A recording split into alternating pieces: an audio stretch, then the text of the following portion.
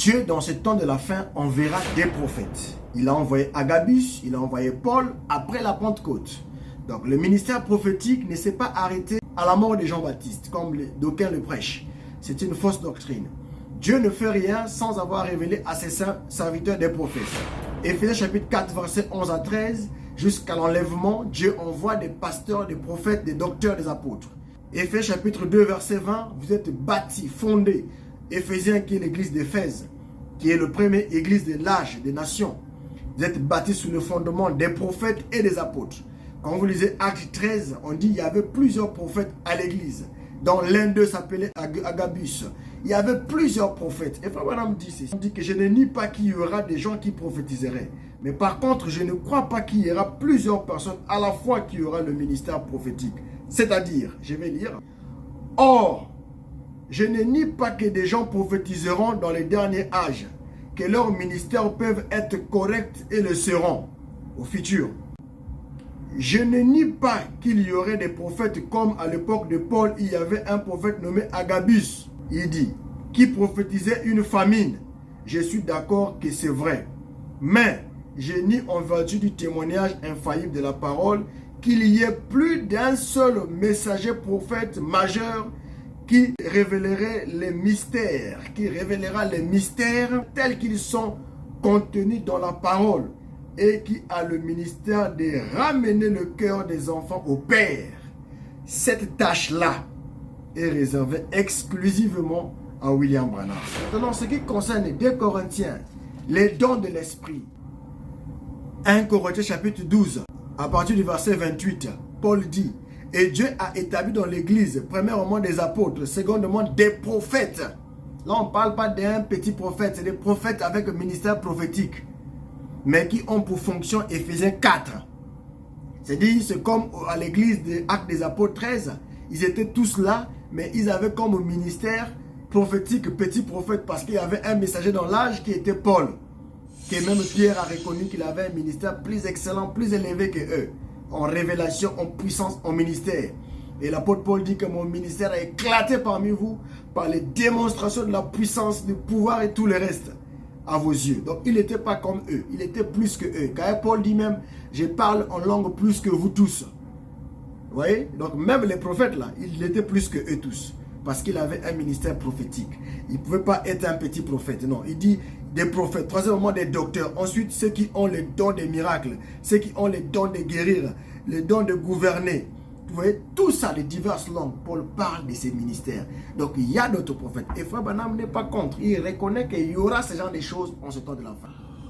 Bonjour, bonjour à tous. J'espère que vous allez bien. Ici, votre précieux frère Romarica. Alors, je suis dans la joie d'être encore avec vous ce matin ou ce soir, peu importe l'heure à laquelle vous nous suivez, pour parler encore des choses qui nous bénissent, des choses qui nous remplissent, qui nous prouvent. Alors, une question m'avait été posée, comme on a toujours dit que nous ici, nous sommes en train de poser des bases pour commencer des enseignements costauds, solides en matière de notre chaîne. Cette chaîne qui a pour but de réveiller l'épouse de Christ en attendant l'enlèvement, la venue de Christ et l'enlèvement. Alors, nous allons profiter pour parler de ce sujet aujourd'hui. Est-ce que Dieu envoie-t-il encore des prophètes? Est-ce que Dieu a fini avec les prophètes? Est-ce que Dieu n'envoie plus des prophètes? Est-ce que le temps des prophètes est terminé? Est-ce que toutes les théories qu'on entend, les prophètes de Malachie 4, Jean-Baptiste déjà accompli, Jésus déjà fait ceci, Branham est un usurpateur, est-ce qu'il y a encore les prophètes authentiques que Dieu envoie? C'est ça la question de ce jour. Est-ce que Dieu envoie encore des prophètes? Oui, la réponse est déjà oui. Dieu envoie encore les prophètes. Alors, comment est-ce que Dieu fait pour envoyer des prophètes? Il envoie des véritables oins. C'est vrai qu'il y a des faux oins, mais on ne peut pas dire qu'il n'y a que des faux sans pourtant reconnaître qu'il y a des vrais. Parce que pour reconnaître un vrai billet de dollars, il faut que tu sois en face d'un faux billet de dollars. Donc, dans la parole de Dieu aujourd'hui, nous avons aussi des vrais prophètes et des faux. Des faux sont, c'est vrai, ils sont nombreux. Il y a beaucoup de faux, il y a beaucoup d'appelés, mais peu sont élus. Et aussi la Bible dit, les appels et les dons sont repentir. En d'autres termes, il y a beaucoup de gens qui prêchent avec les vrais dons authentiques, mais eux-mêmes, ils sont faux. C'est pourquoi William Branham a prêché les oins du temps de la fin. Dans les oins du temps de la fin, Frère Branham a démontré que quelqu'un pouvait être loin d'un vrai Saint-Esprit, mais lui-même pouvait opérer dans la fausseté totale et loin de ce que Dieu était. Alors aujourd'hui, nous allons parler sur le rôle d'un prophète, ou est-ce que Dieu envoie-t-il encore des prophètes? Qu'est-ce qu'un messager? Qu'est-ce qu'un prophète? Qu'est-ce qu'un envoyé de Dieu? Quel est son rôle? Quel est son travail? Et pourquoi Dieu nous envoie encore des hommes de Dieu, des prophètes, des pasteurs, des évêques, des docteurs? Quelle est leur mission? D'abord, ici, il faut scinder deux choses. Nous ne sommes pas en train de parler des pasteurs en tant qu'Éphésiens 4. Nous ne sommes pas en train de parler des apôtres en tant que les Éphésiens 4. Nous parlons ici des grands événements, parce que n'oubliez pas que l'Église est bâtie sous le fondement des apôtres et des prophètes. Vous voyez, on a pris les deux, apôtres et prophètes. Et pourtant, dans les 5 ministères, on parle bel et bien des pasteurs, évangélistes, ainsi de suite. Mais quand il s'agit du fondement de l'Église, on parle des apôtres et des prophètes.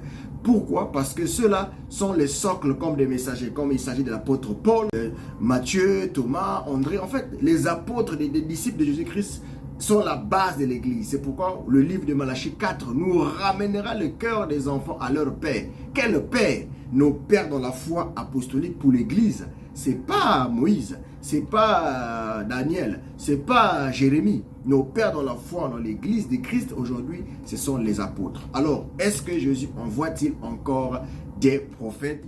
Est-ce que dans ce temps de la fin, Dieu envoie encore des prophètes? Est-ce qu'en ce temps, après la Pentecôte, car la Bible dit, tous les prophètes et la loi ont prophété jusqu'à Jean-Baptiste. Et beaucoup de gens ont dit, vous voyez, Jean est le dernier prophète, il n'y a plus d'autres prophètes qui devaient venir. Jean a clôturé, a bouclé, car Jésus a dit, tout est accompli.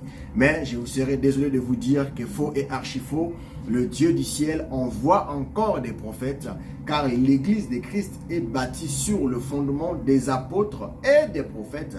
En d'autres termes, des prophètes sont une réalité pour l'Église. Et dans le livre de Luc chapitre 11, le Seigneur parle dans le livre de Luc, on va lire le livre de Luc, Luc chapitre 11, à partir du verset 49, la Bible dit ceci. C'est pourquoi la sagesse de Dieu a dit, je leur enverrai au futur des prophètes et des apôtres.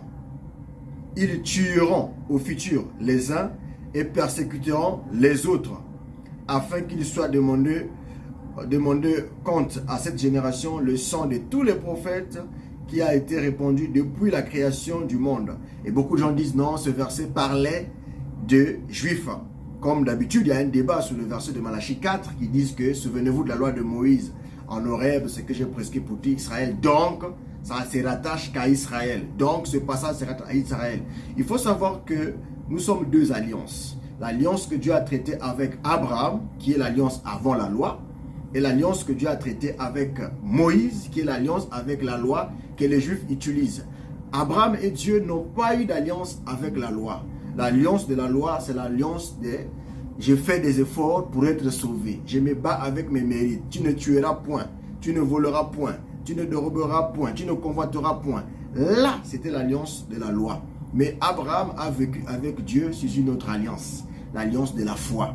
Et nous sommes les fils d'Abraham par la foi au moyen de Christ. Voilà la vraie race et la vraie sémence d'Abraham. Et nous sommes aussi participants de la nature divine avec lui. Et toutes les promesses qui ont été greffées à l'olivier naturel, Paul nous appelle l'olivier sauvage, a été greffé où? Sur l'arbre de la promesse juive. Donc nous sommes participants de ces promesses. Alors, Dieu envoie-t-il encore des prophètes?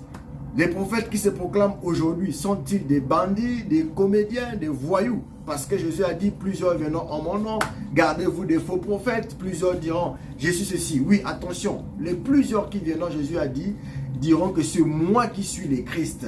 Qu'est-ce qui suis le Christ? Si un homme se lève et dit que c'est moi qui suis le Christ, dans ce moment-là, il est faux. Qu'est-ce que veut dire Christ? Un oint. Ils séduiront beaucoup de gens. Il y aura beaucoup de faux Christ, pas de faux Jésus, des faux Christ, des faux prophètes. Une personne qui prophétise, qui a l'onction que le oint. Donc, la prophétie ne s'est pas arrêtée à Jean-Baptiste. Parce que les gens disent non, Jésus a dit dans la Bible, tous les prophètes et la loi ont prophétisé jusqu'à Jean. Oui, mais il faut bien lier. Tous les prophètes et la loi ont prophétisé jusqu'à Jean. Donc, si tous les prophètes et la loi se sont arrêtés à Jean, c'est pour dire que la loi s'est arrêtée à Jean, mais à partir après Jean, nous ne sommes plus à la loi. Or, frère Omar, donc y a-t-il eu des prophètes après Jean? La réponse, oui, il y a eu des prophètes après Jean. même dans la Bible. Vous allez dire que non, ce sont des prophètes des Éphésiens 4. Oui, mais les Éphésiens 4, dont l'apôtre Paul parle, il dit, Dieu a donné à chacun, les uns comme apôtres, les autres comme prophètes, les autres comme évêques, les autres comme ceci, pour le perfectionnement du corps des saints en vue de l'édification du corps de Christ. Donc, l'édification du corps de Christ, ça veut dire que c'est jusqu'à ce que l'Église sera l'enlèvement, nous serons toujours édifiés par ces 5 ministères. Maintenant, il y a ce qu'on appelle le ministère prophétique, avec le don authentique pour le réveil, pour la révélation des ministères. Parce que n'oubliez pas que quand Jésus était né, il y avait une femme qu'on appelait Anne, elle était prophétesse. Et pourtant, il y avait Jean-Baptiste qui était aussi prophète. Mais il pouvait y avoir d'autres prophètes, des petits prophètes, mais le grand prophète messager était Jean-Baptiste du temps de Jésus. Et pourtant, il y avait Anne, dans Luc chapitre 2, à partir du verset 38, elle était prophétesse. Il y avait aussi Siméon qui a été averti, divinement averti par le Saint-Esprit, qu'il ne mourrait pas sans voir le Messie. Je vous rappelle que quand Christ est né, Jean-Baptiste était déjà né. Quand Siméon parle de Jésus, Siméon avec le don, le Saint-Esprit en lui, il y avait déjà Jean qui avait le don prophétique. Donc, il peut y avoir des prophètes autour du don prophétique de l'âge. C'est pourquoi aujourd'hui nous ne refusons pas. D'ailleurs, Frère Branham l'a dit lui-même. Je ne refuse pas qu'il y aura des gens qui vont prophétiser, mais il refuse en vertu desquels qu'il y ait 2 prophètes messagers pour un seul âge pour apporter la parole. Parce que, n'oubliez pas, que Dieu a montré plusieurs choses sous forme de types pour symboliser la fin des temps. La fin des temps, qui sont l'âge de la fin, il doit y avoir forcément un prophète qui ramènera le cœur des enfants au Père. Le cœur des enfants au Père, de la même manière que Jean avait ramené le cœur de Père aux enfants. Vous voyez, ça, c'est la prophétie. Et ça, il faut qu'il y ait un messager majeur. Ça ne sera pas plusieurs personnes, un seul. Alors, frère Marie, la question qui est posée, est-ce que Dieu, en ce temps, ou après la grâce, ou après la mort de Jésus-Christ, envoie-t-il encore des prophètes? Puisqu'on parle du prophète. Oui, la réponse est oui, Dieu envoie encore des prophètes. Je m'en vais vous lire le livre de Éphésiens chapitre 4, verset 11. Il est dit ceci. Et il a donné les uns comme apôtres, les autres comme prophètes, les autres comme prophètes, les autres comme évangélistes, les autres comme pasteurs et docteurs. Donc, si tu es prophète, tu es prophète. Maintenant, ce qui dérange les gens ici, c'est le mot prophète messager. Un prophète, un homme qui apporte un message prophétique. Tu peux aussi avoir un ministère prophétique qui est de l'enseignement ou de la révélation de la parole. Ça aussi, c'est vrai. Si vous voulez le voir en type, pour nous qui croyons aux typologies, c'est quoi la typologie? La typologie, c'est l'image. Vous savez, c'est pourquoi vous voyez Jésus parler beaucoup en énigmes. Les énigmes, c'est comme les types. Jésus voulait expliquer une chose, il dit, il y avait un semeur qui est parti s'aimer, il y a une partie qui est tombée sur les plantes. Il prend un type pour expliquer un message codé derrière ce qu'il a dit.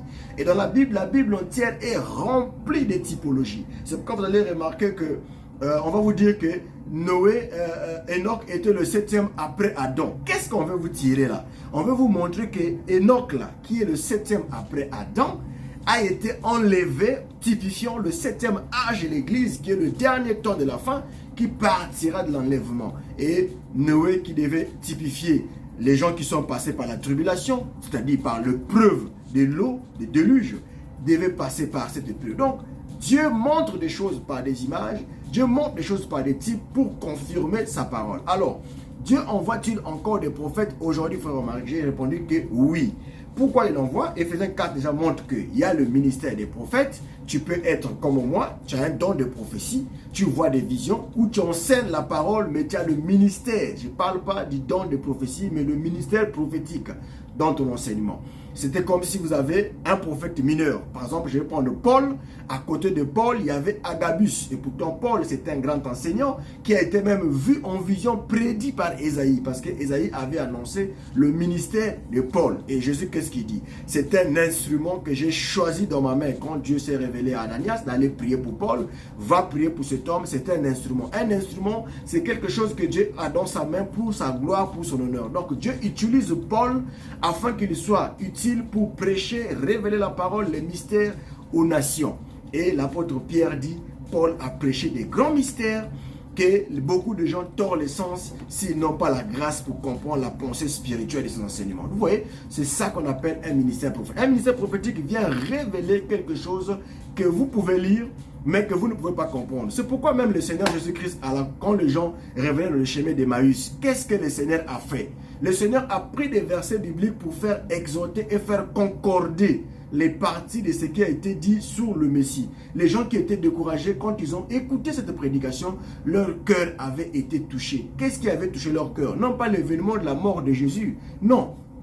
Mais le fait que quelqu'un pouvait interpréter, faire concorder la vie du Messie. Il fallait que le Messie souffre. Il fallait que dans le livre de tel, il ait dit ceci, il ait dit ceci. Quand ils ont vu la parole être concordée avec un détail, leur cœur a été consolé. Nos cœurs ne brûlaient-ils pas alors que nous parlions en route? Pourquoi? Parce que c'est ça le ministère prophétique, le ministère d'un messager. Alors Dieu envoie un messager pour envoyer un message. Comme son nom le dit clair, messager vient de message. Quand on a le message du temps de la fin, c'est quoi le message du temps de la fin? Le message du temps de la fin, c'est quelqu'un qui vient avec un message. Donc il est messager. Il apporte un message de la part de Dieu. Mais est-ce qu'il va apporter un message de Dieu pour pousser les gens à quoi? À se préparer. Mais à se préparer de quoi? À un événement. Quel événement? D'où nous tomberons sous l'enlèvement, la préparation des lampes. Dieu envoie toujours les prophètes. Il envoie toujours des messagers. Jésus l'a dit lui-même. Dans le livre des Actes des Apôtres, le chapitre 11, versets 27 à 28, la Bible parle d'Agabus. Des prophètes descendirent de Jérusalem à Antioche. L'un d'eux, ça veut dire qu'ils étaient nombreux. L'un d'eux, nommé Agabus, s'éleva et annonçant par l'Esprit qu'il y aurait une grande famine. Il avait prophétisé qu'il y aurait une famine et cela fut accompli. Et pourtant, nous sommes après la Pentecôte. Et pourtant, nous sommes après la croix. Et pourtant, nous sommes après le verset qui dit « Tous les prophètes et la loi ont prophétisé jusqu'à Jean. » Et les gens s'arrêtent là. Jean est le dernier prophète. Oui, dernier prophète de l'Ancien Testament, mais il n'est pas la fin de l'histoire des prophètes. Les prophètes devaient même commencer par là. Voilà pourquoi dans l'église d'Antioche, il devait avoir une pluie maintenant des prophètes. Je vais prendre la Bible pour continuer. Dans le livre de Actes des Apôtres, chapitre 13, à partir du verset 1, la Bible dit « Il y avait dans l'église d'Antioche des prophètes et des docteurs. » En d'autres termes, il y avait plusieurs personnes qui avaient le ministère prophétique, c'est-à-dire des prophètes mineurs qui pouvaient prêcher, qui pouvaient parler de la parole, qui pouvaient enseigner des choses prophétiques, qui pouvaient même prédire aussi l'avenir par des dons que Dieu avait donnés. Parce que lorsque le Saint-Esprit était descendu sur les gens, il a amené avec lui les dons de l'Esprit, les dons des langues, les dons des visions, les dons d'interprétation, les dons de connaissance, les dons de sagesse. Toutes ces choses ont été là pour un but. C'est pour quel but? La Bible dit pour l'édification du corps de Christ en vue de l'œuvre. L'œuvre de Christ. L'œuvre de Christ, c'est quoi? Préparer l'église à l'enlèvement. L'enlèvement est une réalité, ce n'est pas un mythe. Je vais continuer encore. Frère Romaric, est-ce qu'il y a encore d'autres preuves qui prouvent qu'il y avait des prophètes après Jésus? Oui. Dans le livre de 1 Corinthiens, chapitre 12, à partir du verset 10, la Bible dit à un, la prophétie. Là maintenant, c'est les dons de la prophétie. Et d'ailleurs, même dans le livre de Actes, Pierre avait dit, c'est ici l'accomplissement de la prophétie de Joël. Dans les derniers jours, c'est-à-dire derniers jours des Juifs, premier jour de l'Église, la naissance de l'Église, je répondrai mon esprit sur toute chair. Vos fils et vos filles prophétiseront. Là, on parle maintenant du don de la prophétie. La prophétie en termes d'un message. Tu es en train de prier, tu vois une vision, il y aura un accident, il y aura des gens qui vont se blesser, qui vont faire attention. Tu avertis un message. Un frère veut aller voyager, Dieu te donne un message prophétique, tu lui communiques. Ça, ce sont les dons de prophétie. Mais à côté de ces dons, il y a aussi un ministère, celui qui prêche, mais qui a un appel d'être prophète et il voit des visions. Et ça, frère Branham ne le refuse pas. Je vais lire les citations pour le prouver. Je continue encore. Dans le livre de 1 Corinthiens 14, verset 1, la Bible dit « Aspirez aux dons spirituels, les dons spirituels, mais surtout à celui de prophétiser. » Donc la prophétie était le don que Paul conseillait aux gens d'aspirer vers ce don. Pourquoi? Parce que la prophétie ou le ministère prophétique, ce sont des dons qui accompagnent toujours un messager derrière. Comme dit la Bible, celui qui reçoit un prophète en qualité de prophète reçoit la récompense du prophète. C'est-à-dire, derrière ce ministère prophétique va naître d'autres petits prophètes, d'autres petits dons. Derrière Élie, il y a eu Élisée. Derrière Moïse, il y avait Josué. Derrière ceci, il y avait ceci. Dieu envoie toujours des prophètes, des voix des messagers.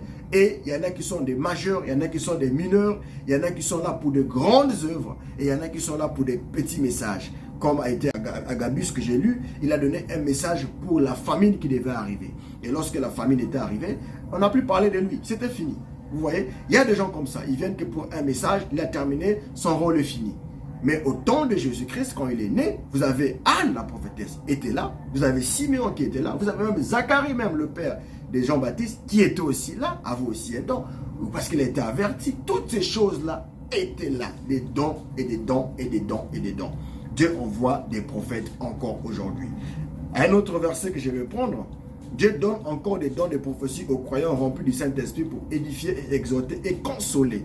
Vous voyez, il dit que ce n'est pas nécessairement un prophète au ministère comme Moïse ou comme était Élie. Attention, je ne parle pas d'un ministère prophétique ou Élie qui est promis de Malachie 4. Élie qui est promis de Malachie 4, c'est un ministère universel. Mais dans une église locale, dans la Bible, il y avait des prophètes dans une église, dans plusieurs églises locales. Mais un messager majeur pour un grand message comme du calibre de Jean-Baptiste, il n'y en a qu'un qui pouvait le faire. C'est comme pour Malachie 4, je vous enverrai Élie au singulier, le prophète, pas Élie, les prophètes. Là maintenant, il s'agit d'un messager majeur pour l'âge. Et c'est là où nous allons positionner, puisque beaucoup de gens aussi ont dit que non, Branham et Jean-Baptiste se sont battus le verset là. Non, ils ne se sont pas battus. Frère Branham est prophète. Dans le même verset, il y a une partie que Jean a accomplie, parce que dans le livre de Malachie 3, voici j'enverrai mon messager devant ma face, il préparera le chemin devant toi. Et soudain, entrera dans son temple le Seigneur. Donc, l'arrivée du Seigneur est liée à soudain. Entrera dans son temple. Soudain, entrera dans son temple. Or, l'arrivée de Malachie 4, et voici le jour vient, ardent comme une fournaise. Le jour de fournaise, c'est un jour de jugement, un jour de colère dont l'apôtre Paul parle dans le livre de Actes des Apôtres chapitre 17, à partir du verset 30, 31, 32, 33. Paul dit que Dieu a réservé ce monde pour un jugement. Or, le jugement ne peut pas venir avant Acte 17. Donc, le jugement viendra après. Donc, si Malachie 4 s'accomplit avant Acte 17, 33, 30, 31, 33, c'est que vous avez placé la charrue avant le bœuf. Dieu ne travaille pas en désordre. Dieu travaille en ordre. Voilà pourquoi le Seigneur, quand il rentre dans le temple, lorsqu'on lui donne le livre d'Ésaïe pour lire, le Seigneur, en tant que Dieu, connaissant que chaque nourriture a sa saison, chaque portion correspond à une période de temps donné, Jésus n'a pas lu tout le verset, il s'est arrêté au milieu de la route. Et j'aime beaucoup la traduction de Jérusalem. Il explique ce mot-là très clair. Le Seigneur, quand il rentre, il va lui remettre le livre et il va lire ceci. Je suis dans Luc chapitre 4, à partir du verset 16. Nous allons lire. Il s'est rendu à Nazareth, où il avait été élevé, et selon sa coutume, il entra dans la synagogue le jour de sabbat. C'est Jésus-Christ. Le jour de sabbat. Il entra dans la synagogue et il se leva pour faire la lecture. Et on lui remit le livre du prophète Ésaïe, parce que c'était des rouleaux. Maintenant, on continue. L'ayant déroulé, donc le rouleau, il trouva l'endroit où il était écrit. Il a choisi la portion qui correspond au jour de la grâce, au jour de la première venue. Parce que le Seigneur ne vient pas une seule fois. Le Seigneur vient plusieurs fois. Et quand le Seigneur, chaque fois qu'il vient, il doit envoyer un messager. La première fois quand il vient avec un messager. La deuxième fois quand il vient aussi avec un messager. C'est pour cela l'apôtre Paul dit, il envoie des messagers pour préparer l'église. C'est pourquoi dans Matthieu chapitre 25, la Bible dit que au milieu de la nuit, on crie, voici l'époux. Qui on crie? On crie. Le cri, c'est une personne qui appelle. Le cri, ce n'est pas l'époux qui l'a lancé. C'est quelqu'un qui est sur la terre pour le faire. Et Dieu le montre en typologie. Lorsque Abraham voulait trouver un enfant pour Isaac, Isaac, vous savez qu'il y a 5 lettres comme Jésus 5 lettres. Vous savez que Abraham est le type de Dieu le Père. Vous savez aussi que Isaac est le type de Dieu le Fils. Vous savez aussi que Isaac a été voulu être sacrifié et que Dieu a pris à la place, il a mis un bélier. Et vous savez que Isaac avait transporté le bois qui était le symbole de la croix. Ça, vous connaissez tout. Vous connaissez aussi que Isaac a épousé Rebecca. Et vous connaissez aussi que Rebecca était l'image de l'église. Vous savez aussi que Rebecca, pour le prendre, on a dû envoyer Eliezer, bon, le serviteur le plus fidèle d'Abraham. Tout ça, vous savez. Donc, si vous savez que tout ça sont des images, ce ne sont pas des historiques qu'on a mis comme des journaux, c'est fait pour des symboles. Car Dieu a dit à Moïse, ce que tu vois en vision au ciel, scelle-le, écris-le et reproduis-le sur terre. Quand Dieu a dit à Moïse de faire le tabernacle, Il a dit, fais d'après le modèle que tu vois au ciel. D'après le modèle signifie quoi? Fais la typologie de ce que tu as vu, représente ça sur terre sous forme de symboles. On a vu seulement 2 chérubins avec des ailes déployées, en face et d'autres. On a fait le temple, on a vu le parvis extérieur, on a fait le lieu très saint, on a mis un chandelier qu'on devait allumer avec de l'huile sur la fin. Tout ça était un message sur le plan du salut qui concernait et le temps des Juifs et le temps des nations jusqu'à la fin des temps. Dieu parlait par des symboles et des signes. C'est pourquoi le Seigneur Jésus, quand il est venu sur terre, il n'est pas parti lire un verset bêtement. Il n'est pas parti prendre un verset à la con. Vous savez que Jésus connaissait très bien les Écritures. Il ne pouvait pas prendre un verset d'hier pour le mettre aujourd'hui, ni le prendre le verset de demain, le lire aujourd'hui. Jésus prend le verset qui correspond au jour actuel. Alors, le Seigneur va commencer sa lecture. Regardez ce qu'il va dire. Le Seigneur va dire ceci. L'Esprit du Seigneur est sur moi, parce qu'il m'a oint pour annoncer une bonne nouvelle aux pauvres. Il m'a envoyé pour guérir ceux qui ont le cœur brisé, pour proclamer aux captifs la délivrance et aux aveugles le recouvrement de la vue, pour renvoyer libres les opprimés. Verset 19, Luc 4, 19, pour publier une année de grâce du Seigneur. Point. Le Seigneur s'arrêta. Et ensuite, il roula les livres, le remit aux serviteurs, s'assit. Tous ceux qui étaient dans le synagogue, qui se trouvaient dans le synagogue, avaient les regards fixés sur lui. Alors il commença à leur dire, aujourd'hui, pas demain, aujourd'hui, cette parole de l'écriture que vous venez d'entendre est accomplie. C'est-à-dire, l'année de la grâce que je viens de lire prend son accomplissement aujourd'hui. Aujourd'hui, c'est au temps de Christ. Maintenant, le verset s'était arrêté là-bas. Non. Que disait la mission du Mashiach? Que disait Ésaïe dans sa mission? Ésaïe avait dit ceci. Un jour de grâce de notre Dieu et conjonction de coordination qui dit 2 propositions, qui dit 2 idées, qui dit 2 services, qui dit 2 activités. Et un jour de vengeance. Il est dit ceci. Je vais reprendre le même texte que Jésus a lu, cette fois-ci dans Ésaïe. Dans d'autres versions, on vous donne ça. Je vais mettre je vous mettrai la version où le texte que Jésus a dit, c'est exactement ça. Mais la version du second saute certaines parties. Je prends le verset Ésaïe chapitre 61 à partir du verset 2. Vous pouvez lire le début, 1 jusqu'à 2. L'Esprit du Seigneur sur moi, alors Jésus lisait, je suis au verset 2. Pour publier une année de grâce de l'Éternel et, conjonction de coordination, un jour de vengeance de notre Dieu pour consoler tous les affligés. Un jour de vengeance qui est un jour de la consolation. Un jour de vengeance. C'est quoi la vengeance de Dieu? Nous répétons sur Malachie chapitre 4. La vengeance c'est quoi? Dieu se venge de quoi? Des pécheurs. Dieu se venge de quoi? De la rétribution des méchants. Dieu se venge de quoi? Des incrédules. Dieu se venge de quoi? De tous les gens qui n'ont pas obéi à son Christ, à son Messie. C'est ce qui est écrit dans Malachie chapitre 4, verset 1. D'où le débat que vous entendez sur Malachie 4. La Bible dit ceci. Malachie chapitre 4, à partir du verset 1. Voici le jour vient. C'est le même jour. Le jour de vengeance de notre Dieu. Le jour vient. Le jour vient ardent comme une fournaise. Fournaise signifie quelque chose de feu. C'est ce que le monde attend. Une fournaise. Tous les hautains et tous les méchants seront comme du chaume. Le jour qui vient les embrasera, dit l'Éternel des armées. Il ne leur laissera ni racine ni rameau. Vous voyez? Et avant que ce jour-là n'arrive, que dit le Seigneur? Voici, je vous enverrai Élie le prophète, avant que le jour de l'Éternel n'arrive, jour grand et redoutable.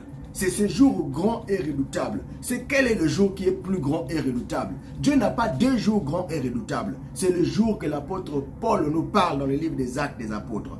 Dieu envoie un prophète avant ce grand jour redoutable. Avant ce grand jour où tous les hommes ont peur. Le grand jour de la colère de Dieu. Le grand jour de la vengeance de Dieu contre ses ennemis. Le grand jour où le Jéhovah du ciel mettra fin à tout le péché qui règne dans ce monde. C'est le livre des Actes des Apôtres, le chapitre 17 à partir du verset 30. Il est dit ceci. Dieu, sans tenir compte des temps d'ignorance, annonce maintenant à tous les hommes, c'est-à-dire Paul parlait du temps de la grâce. Dieu, sans tenir compte du temps d'ignorance. Quand on ne compte pas de l'ignorance, c'est que tu es gracié. Dieu, sans tenir compte des temps d'ignorance, annonce maintenant, c'est-à-dire Paul continue le ministère de la grâce. Dieu ne peut pas amener la grâce et le jugement à la fois. Dieu ne peut pas amener l'avertissement, puis vient le jugement. Donc Dieu, avant qu'il te juge, avant que le jour des colères de Malachie 4 s'accomplisse, il y a d'abord un message d'avertissement. Et l'avertissement, c'est ce que Paul te dit. Dieu sont tenus de temps d'ignorance, annonce maintenant à tous les hommes, en tout lieu. Tous les hommes ici concernent tout le monde. Ça ne concerne plus que les Juifs. La promesse du jour de la colère de Dieu, ce n'est pas simplement les Juifs. Arrêtez de mentir que dans cette promesse, Malachie, ça parle des Juifs. Mais, mon frère, mais tout ce que l'on lit dans la Bible, les commandements, les dîmes, les offrandes, tout ça est connecté dans l'Ancien Testament. Si vous voulez remettre tout l'Ancien Testament pour les Juifs, qu'est-ce qui va rester pour l'Église? Donc l'Église n'a que le Nouveau Testament, mais vous allez contredire l'apôtre Paul. Car Paul dit aux Éphésiens, vous êtes bâtis sous le fondement, des apôtres, qui sont nos pères dans la foi, et des prophètes qui sont qui? Les prophètes qui ont prêché. Et l'Ancien Testament était aussi le socle, la fondation de l'Église. Était aussi la fondation, puisque nous avons plusieurs promesses qui concernent l'Église des nations dans l'Ancien Testament. Il y en a plein. La preuve en est que je vous ai pris Rebecca et Isaac. Le mariage là est l'image du mariage de l'agneau et l'épouse de Christ, qui est l'épouse des gentils, l'épouse des nations. Ce n'est pas les Juifs, c'est les païens.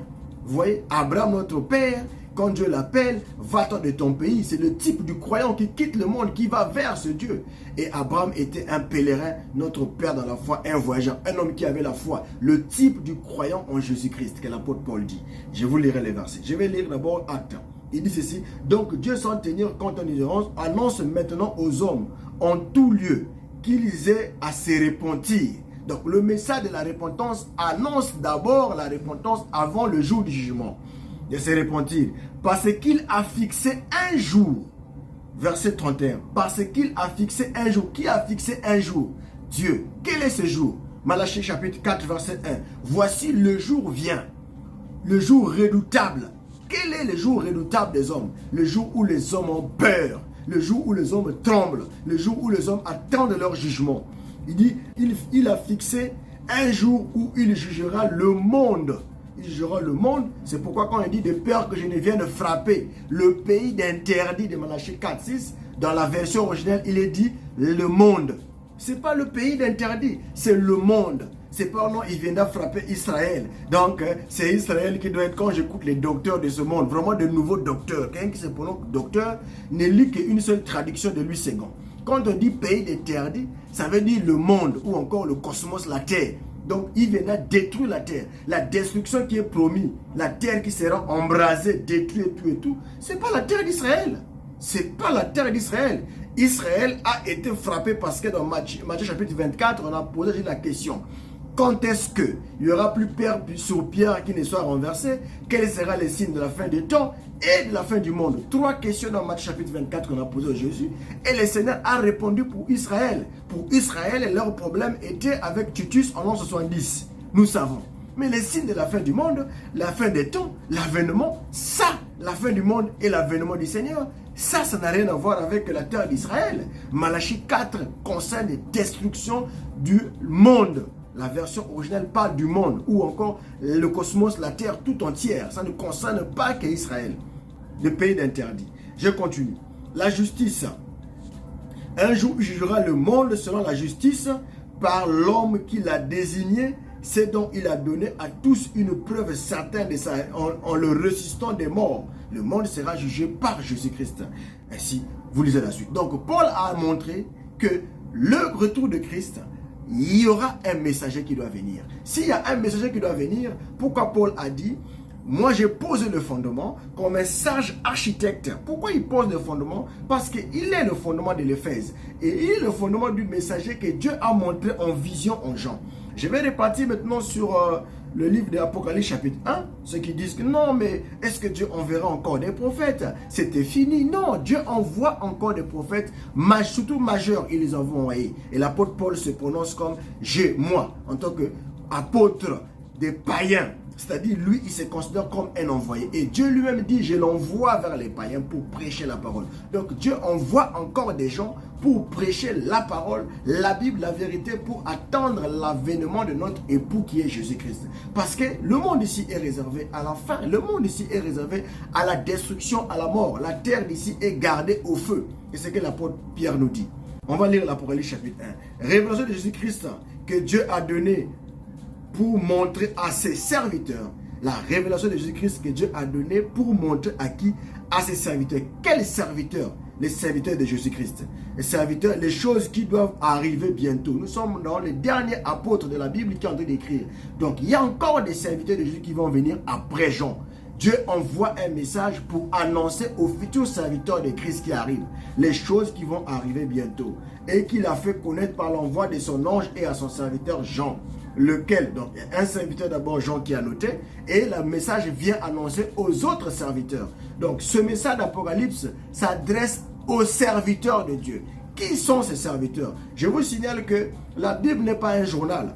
La Bible n'est pas un livre de romans. La Bible n'est pas un livre historique. La Bible n'est pas un livre de grammaire. La Bible n'est pas un livre de philosophie. La Bible n'est pas un livre de théologie. Il faut la grâce, l'interprétation, le Saint-Esprit, le discernement pour comprendre et placer chaque promesse à son jour.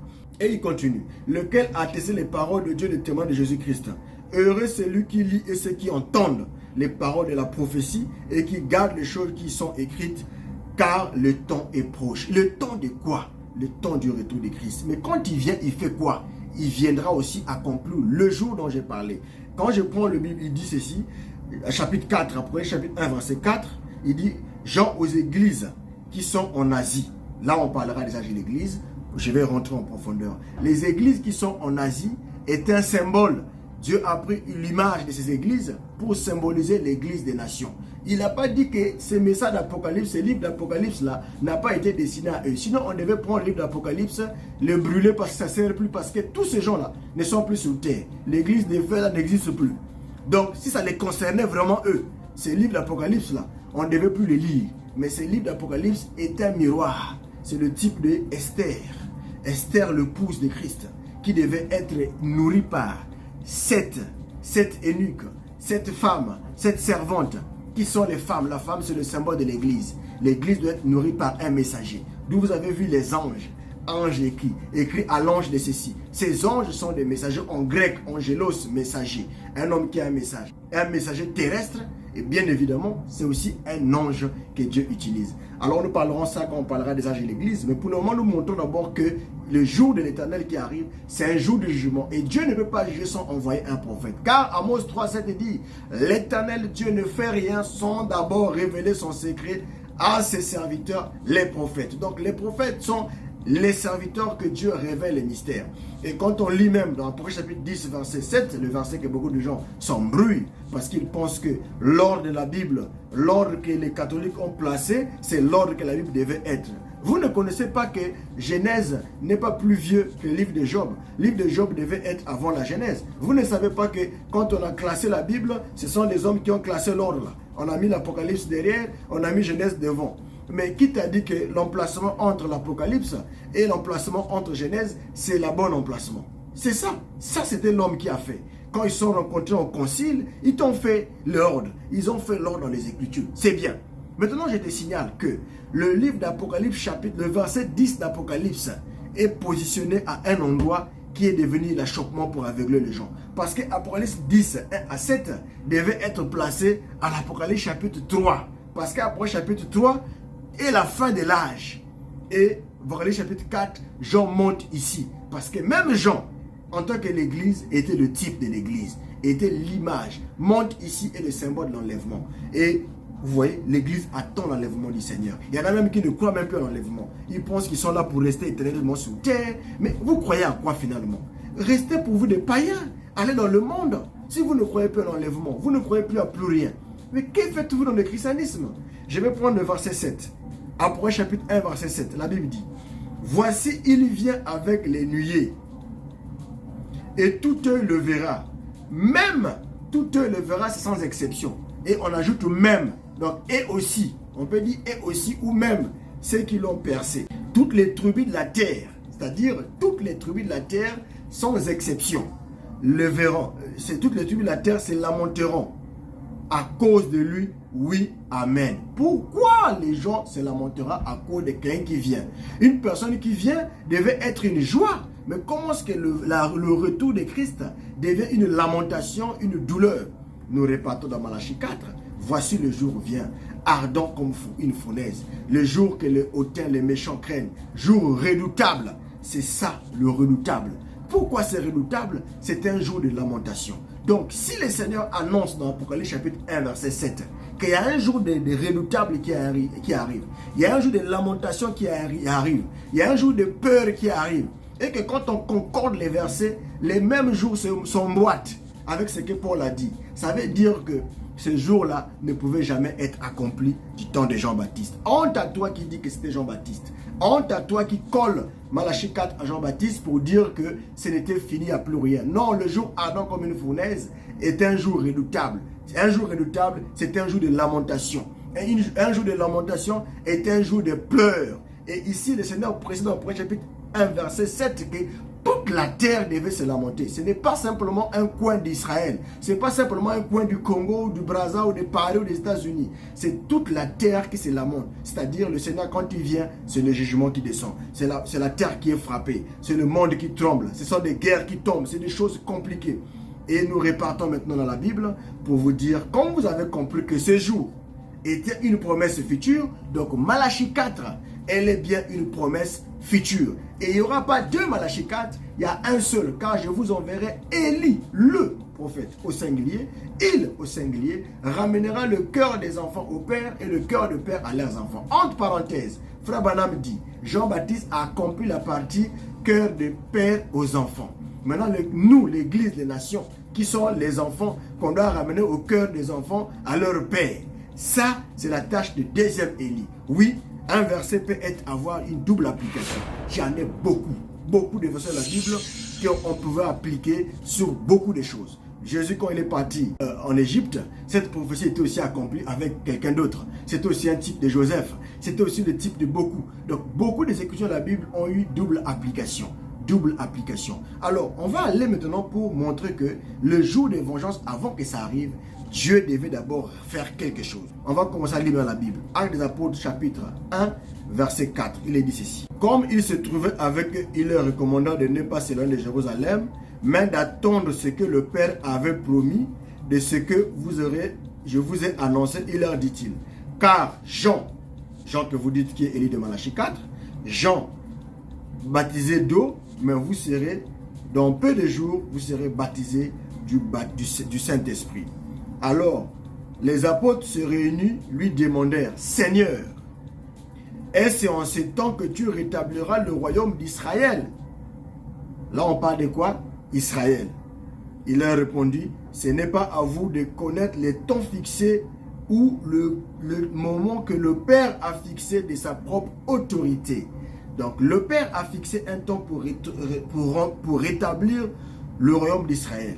Mais de quel rétablissement s'agissait-il? C'est ce qui est décrit dans le livre des Actes des Apôtres. Actes des Apôtres, chapitre 3, à partir du verset 20 au verset 21, la Bible dit, afin que le temps de rafraîchissement, verset 20, Actes des Apôtres, chapitre 3, verset 20, la Bible dit, afin que le temps de repentez-vous donc et convertissez-vous pour que vos péchés soient effacés, afin que le temps de rafraîchissement vienne de la part du Seigneur et qu'il vous envoie. C'est lui qui a été destiné, qui, Jésus-Christ, que le ciel doit recevoir jusqu'au temps du rétablissement de toutes choses. Le ciel doit encore garder Jésus jusqu'au temps du rétablissement de toutes choses dont Dieu a anciennement parlé par la bouche de ses saints prophètes. Vous voyez, il va rétablir toutes choses, mais avant ça, Dieu avait déjà parlé dans la bouche des prophètes. Mais les gens disent que Jean a rétabli toutes choses. Comment ici l'apôtre, après la Pentecôte, dit encore que le ciel va garder Jésus jusqu'à un certain temps? C'est quoi ces temps-là? Pourquoi il parle des temps? Depuis quand Dieu parle maintenant des temps, des périodes, des temps. C'est-à-dire que Dieu ne traite pas avec les nations et les Juifs en même temps. Lorsque Dieu commence avec les nations, les Juifs là-bas, il n'y a rien. Lorsque Dieu traite avec les Juifs, nous ici, il n'y a rien. C'est pourquoi Jésus a dit à la femme syro-phénicienne, je n'ai été envoyé que aux brebis de la bergerie d'Israël. Mais Jésus a dit, j'ai encore d'autres brebis qui ne sont pas de cette bergerie. Celles-là, il faut que je les amène. Il y aura un seul troupeau, ils entendront ma voix, la voix de l'époux. Ils entendront la voix de Christ. Et Christ va les appeler. C'est nous l'église. Nous ne sommes pas de la même bergerie qu'Israël. Ça c'est vrai. Mais Les temps de rafraîchissement doivent venir afin que Dieu envoie celui qui a été destiné. Le retour de Christ en Israël ne peut pas venir avant le rétablissement de toutes choses. Or, les gens ont dit que Jean avait déjà rétabli toutes choses. Ce qui voulait dire que Branham, en utilisant Malachie 4, a usurpé ce verset pour se faufiler là où il n'y a pas la place pour lui. Je suis désolé de vous démontrer qu'après la Pentecôte, Jean-Baptiste n'y était pas qualifié. Puisque lorsqu'on a posé à Jean-Baptiste qui il était lui-même, Jean-Baptiste a refusé d'être Élie de Malachie 4. Qu'est-ce qu'il dit Jean quand on envoie les gens chez lui? On lui pose la question, Jean, qui es-tu? Qui dis-tu de toi-même? Jean a dit et refusa catégoriquement qu'il n'était pas Élie. Il n'a jamais menti. Il a dit clairement. Jean chapitre 1 à partir du verset 19. Voici le témoignage de Jean lorsque les Juifs envoyaient de Jérusalem des sacrificateurs, des Lévites pour lui demander, toi qui es-tu? Par rapport aux Écritures, tu te situes où? Il déclara et ne les nia point, il déclara qu'il n'était pas le Christ. Et ils demandèrent alors quoi donc? Es-tu Élie? Quel Élie? Parce qu'il savait qu'il y a une promesse qui parle d'Élie. Il y a une promesse qui parle de Malachie 3, qui parle de j'enverrai au message devant ma face. Il y a un autre qui parle d'Élie. Vous voyez? Tout ça était des symboles, des symboles, des symboles. Il lui demandait quoi donc? Es-tu Élie? Je ne le suis point. Es-tu le prophète? Et il répondit non.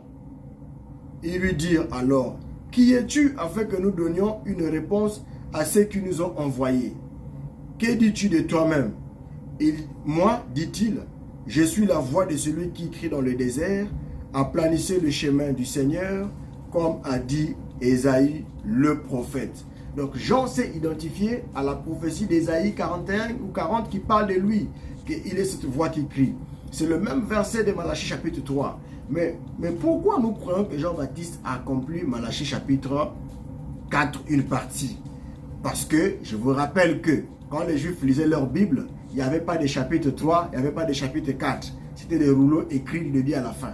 Donc, les chapitres sont venus ordonnés après. Les Juifs pouvaient lire la Bible même dans le sens inverse, c'était la même chose. Maintenant, je vais vous prendre là où Jean-Baptiste avait en lui l'esprit d'Élie. C'est pourquoi ceux qui cherchent dans d'autres Bibles, si vous vérifiez bien, vous allez voir qu'il n'y a pas Malachie 4. Malachie 3 est collé seulement. Parce que c'est ça. Mais dans la même promesse dans Malachie, il y avait des parties qui concernaient Jean-Baptiste. Je vais vous donner cela. Malachie chapitre 3 dit, voici j'enverrai mon messager devant ma face et soudain entrera dans son temple, le Seigneur que vous désirez. Voilà, le Seigneur entre du temps de Jean-Baptiste dans le temple.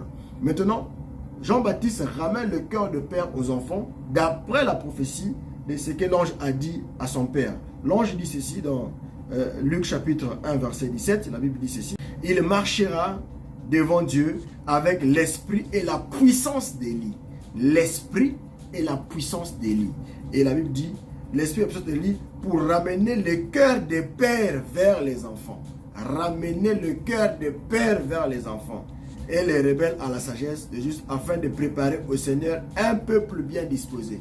Mais où est la suite du verset? L'ange savait que pour la portion là, ce sont les pères rebelles qu'on doit ramener vers le Fils. On doit ramener le cœur des pères vers Dieu. On doit ramener le cœur de ces pères-là vers Dieu. Il ramènera le cœur des pères vers les enfants. On va les ramener vers leur père. Les pères vers les enfants. La partie juive, ça concerne la Torah, la loi juive. Ça concernait la préparation pour recevoir le Messie. Mais nous, à nous l'Église, nous qui sommes bâtis sous le fondement des apôtres et des prophètes, nous, notre mission à notre Élie sera, ramènera le cœur maintenant des enfants. C'est-à-dire l'Église qui a été rétrograde au cours des âges. Quand vous n'aimez pas aussi le mot âge. L'âge veut dire quoi? Frère Marie, qu'est-ce que signifie le mot âge? Âge signifie période. Âge signifie durée de temps. Âge signifie une période de date limitée. Est-ce que Dieu avait donné des périodes de date limitées aux églises, aux nations, aux païens et aux juifs? La réponse de Frère Marie est oui. Prouve-le-nous. Luc chapitre 21 à partir du verset 24.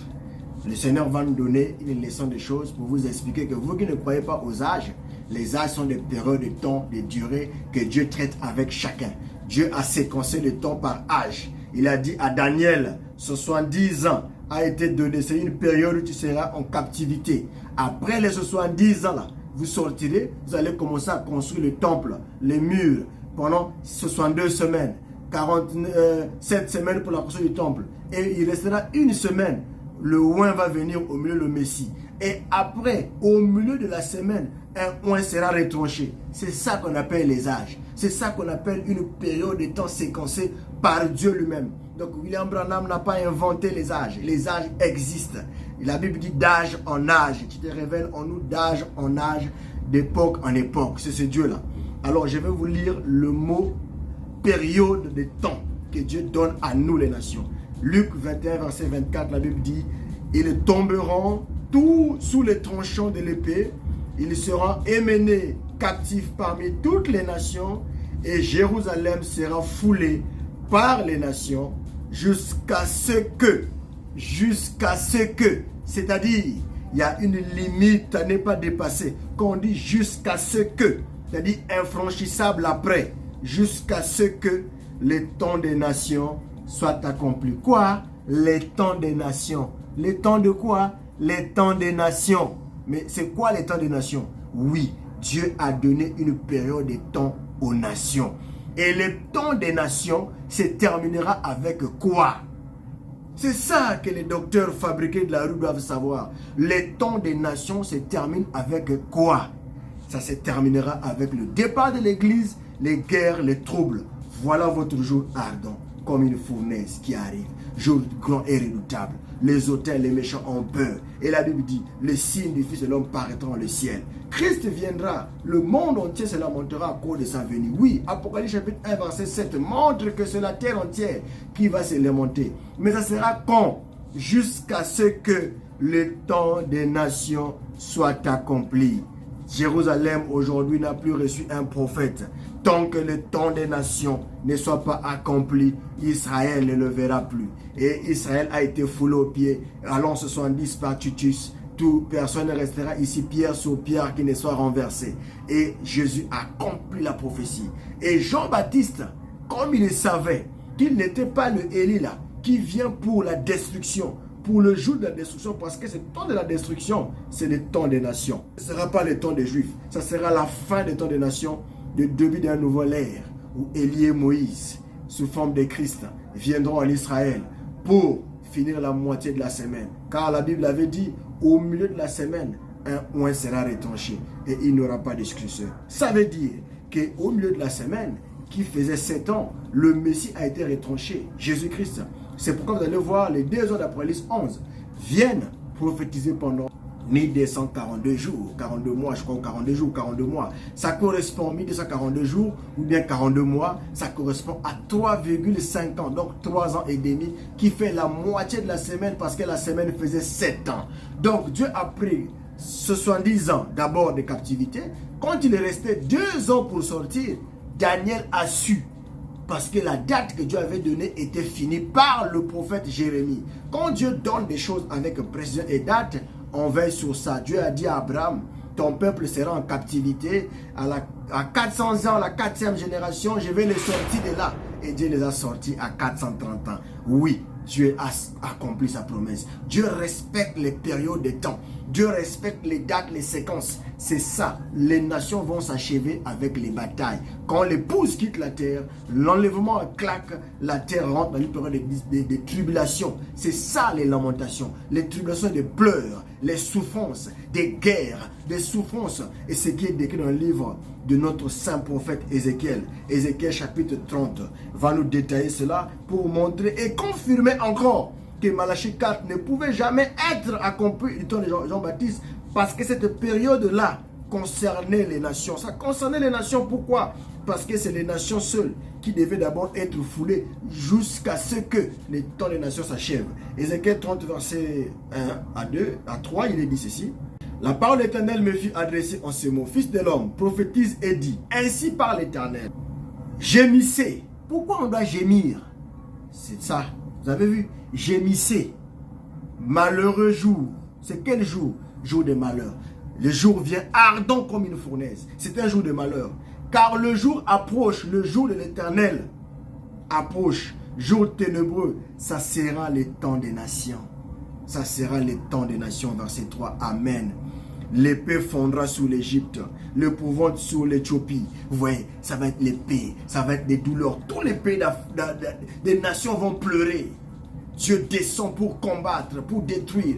Et l'épouse est enlevée à la maison pour passer la lune de miel. Vous comprendrez? Le temps là n'était pas le temps de Jean-Baptiste. C'est pourquoi beaucoup de gens s'égarent. Lorsque Jean a dit, je suis pas Élie, il a refusé, mais il a voulu s'identifier qu'il était le prophète. Oui, mais Jean a pris quel verset pour s'identifier? C'est lui qui prépare la première venue. Jean ne s'est jamais identifié dans celui de Jean-Baptiste. Oh non, mais Jésus a parlé que c'était Jean-Baptiste dans le livre de Matthieu chapitre 17. Oui, Jésus a parlé de Jean-Baptiste dans Matthieu 17. Écoutez ce que Jésus va dire. Matthieu 17 d'abord est une vision. C'est une vision. Et cette vision-là concerne quoi? C'est ça le problème avec vous. Tu ne peux pas commencer un chapitre sans d'abord commencer à lire d'abord l'avant ce chapitre. La Bible était chronologiquement connectée. Un chapitre termine, introduit un nouveau. Mais avant d'introduire le nouveau chapitre, lis d'abord le chapitre d'avant dit quoi? Le chapitre avant le chapitre de Matthieu 17 parlait de quoi? Il faut repartir à Matthieu 16. Lire le dernier verset. Ou l'avant-dernier verset, les deux derniers versets avant de tomber au Matthieu 17. On va lire Matthieu 16, verset 27. Jésus parlait de l'avènement de son retour. Comment il viendra? Il dit ceci. Car le Fils de l'homme doit venir dans la gloire de son Père. Il doit venir. On parle de son retour. Après chapitre 1, verset 7. De Malachie 4, il viendra. De toutes ces promesses-là, ça parle de son deuxième retour. C'est là où il a parlé le livre dans Luc. Il a dit, aujourd'hui, cette parole que vous venez d'entendre est accomplie. Mais la suite, le jour de jugement, là, ça, je ne lirai pas parce que ce n'est pas aujourd'hui le jugement. Je suis venu d'abord pour l'année de la grâce. Le jugement concerne un autre jour. C'est pourquoi il annonce ici. Car le Fils de l'homme doit venir dans la gloire de son Père avec ses anges. Et alors, il rendra à chacun selon ses œuvres. Donc, lui-même Jésus t'a dit, toi qui crois que Malachie 4 est accompli avec Jean-Baptiste, que le Fils de l'homme doit venir et rendre à chacun selon ses œuvres. Donc, tant que la partie première venue de la grâce n'a pas accompli, la partie d'Ésaïe des jours de vengeance là ne sera jamais accomplie au même moment. Ça, Jésus le renvoie au futur. Ce n'est pas Romaric qui le renvoie au futur, c'est le Seigneur Jésus-Christ, l'homme le plus inspiré du monde, qui a dit, le Fils de l'homme viendra et rendra à chacun selon ses œuvres. Ça, c'est le jugement. Un jour de jugement, un jour de vengeance, un jour de colère. Parce que quand tu rends quelqu'un selon les œuvres, tu ne vas pas sourire avec lui. C'est la rétribution des actes, des œuvres, une condamnation. On ne condamne pas quelqu'un en souriant et j'essaie de le condamner. Non, là, il devient le lion de la tribu de Juda. Il n'est plus l'agneau immolé qui est venu de la grâce, mais il est le lion qui réclame le sang. Et là, je viens maintenant au verset 28, il dit, Matthieu 16, verset 28, « Je vous le dis en vérité, quelques-uns de ceux qui sont ici ne mourront point qu'ils n'aient vu le Fils de l'homme venir dans son règne. » Amen. Jésus annonce que quelques-uns de ceux qui sont ici ne mourront pas. Ils n'ont vu le Fils de l'homme venir dans son règne. En d'autres termes, Jésus est en train de nous faire comprendre que parmi ses disciples qui sont là assis, il y en a quelques-uns qui ne vont pas mourir, qui vont voir le retour de Christ. Ces versets s'accomplissent sous deux phases. Premièrement, d'abord avec les trois témoins. Deuxièmement, avec Jean, dans l'île de Patmos. Il fut ravi au jour du Seigneur. Attention, le jour du Seigneur est une période. Quand il est rendu le jour du Seigneur, Dieu lui a montré tout un plan. Le plan entier de la rédemption, le plan entier de l'épouse, le plan entier de tribulation, le jugement, le trône blanc, tout ce que vous connaissez. Jean a été témoin de ce jour-là. Et il fut ravi au jour du Seigneur. Et cette prophétie est accomplie de façon spirituelle avec Jean. Et là, tombe maintenant le verset 17 qui pose problème avec beaucoup de mes frères, docteurs de la route, comme je l'appelle, les docteurs de la route qui n'ont pas étudié la Bible et qui prêchent la parole de Dieu. Le chapitre 17 de Matthieu, on quitte le chapitre 16. Jésus a annoncé, quelques-uns ici ne mourront pas, ils n'ont vu le Fils de l'homme venir dans son règne. C'est une promesse. On tourne la page. La Bible dit, pour vous montrer que c'est la continuité. C'est la continuité de la verset. Parce qu'un chapitre introduit un autre. La Bible commence 6 jours après. 6 jours après quoi? 6 jours après que Jésus ait déclaré ceci. Donc, 6 jours après que Jésus ait déclaré que vous n'allez pas mourir, ici quelques-uns de vous, qui n'ont vu le Fils de l'homme venir dans son règne avec gloire et ses anges.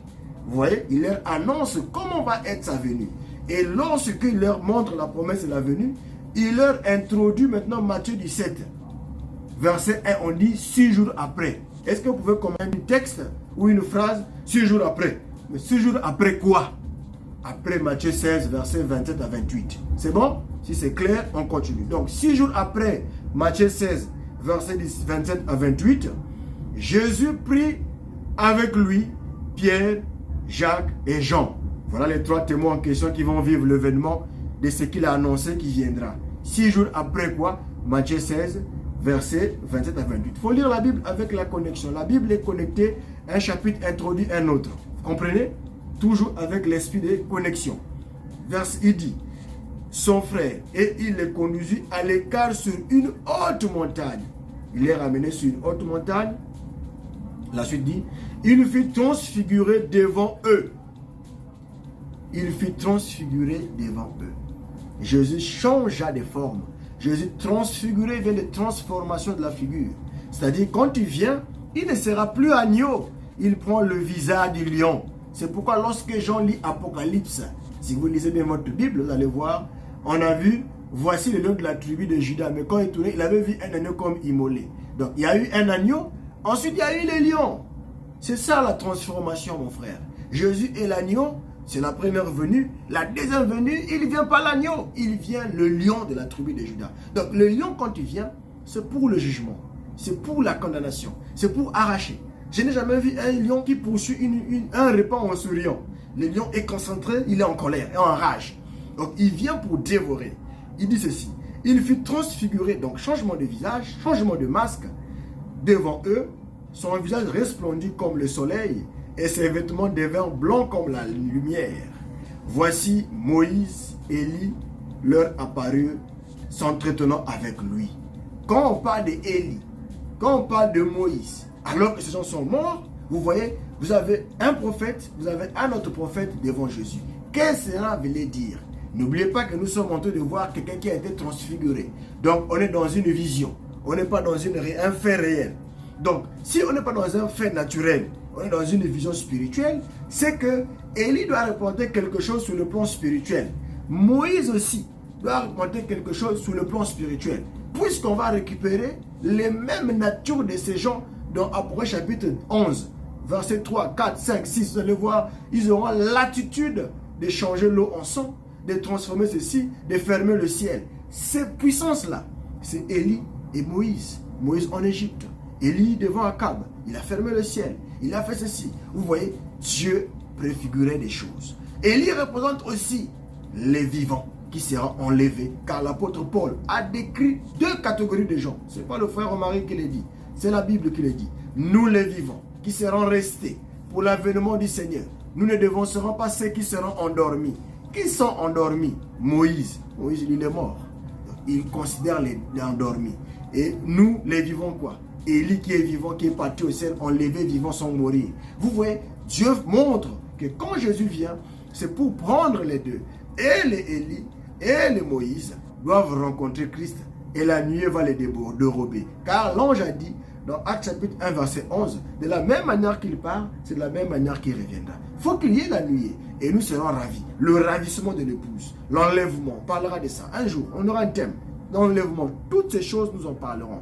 Parce qu'il est temps de décrire. Nous montrons le message dans la Bible, que le message prêché par Frère Branham n'est pas de l'usurpation, mais c'est une vérité authentique confirmée par la Bible. Nous continuons. Élie entraînant avec lui. Pierre, prenant la parole et dit, Seigneur, il est bon que nous soyons ici. Si tu veux, je dresserai 3 tentes. Donc la Trinité, toujours, les fausses révélations. 3 tentes. Une pour toi, une pour Moïse, une pour Élie. Comme il parlait encore, Dieu devait corriger cette doctrine, c'était une fausse doctrine. Comme il parlait encore, une nuée lumineuse le couvrit. Et voici une voix fit entendre de la nuée ces paroles. Celui-ci est mon fils bien-aimé en qui j'ai mis toute mon affection. La voix n'a pas dit, les 3 là sont mes 3 fils bien-aimés. Il a englobé les 3 et il lui a fait savoir qu'à l'intérieur j'ai un seul fils bien-aimé. Écoutez-le. Lorsqu'il entendit cette voix, les disciples tombèrent, sautèrent et furent saisis d'une grande frayeur. Mais Jésus s'approchant les toucha et dit, levez-vous, n'ayez pas peur. Ils levèrent les yeux et ne virent que Jésus seul. Où étaient passés Élie et Moïse? Vous avez compris. Il avait avalé les 2 mystères. Le ministère d'Élie et Moïse était incarné. Il était Jésus seul. C'est le type de l'enlèvement. Quand l'épouse part, les vivants et les endormis, ensuite, Dieu va leur expliquer quelque chose d'important et c'est là où l'histoire de votre débat sur Jean-Baptiste va apparaître. Vous comprenez? Donc on ne tient pas le serpent à la fin. Il faut commencer le serpent depuis la tête. Ça part d'une vision, ça part d'une promesse spirituelle, ça part de quelque chose que le Seigneur a promis. Et quand le Seigneur vient, il a accompli et il interprète cet accomplissement. Il dit ceci, verset 9. Comme ils descendaient de la montagne, Jésus leur donna cet ordre. Ne parlez à personne de cette vision. Merci Jésus. Si Jésus n'avait pas dit le mot vision, beaucoup de gens allaient dire, ah frère Marie, tu es en train de philosopher, hein? Tu fais de la philosophie, maintenant de la théologie. Non, ce n'est pas de la théologie, c'est de la vision.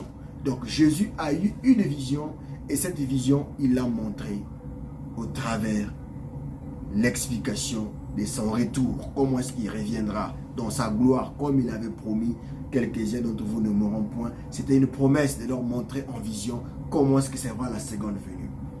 En vision. Ne parlez à cette vision. Le verset 10. Les disciples lui dirent cette question.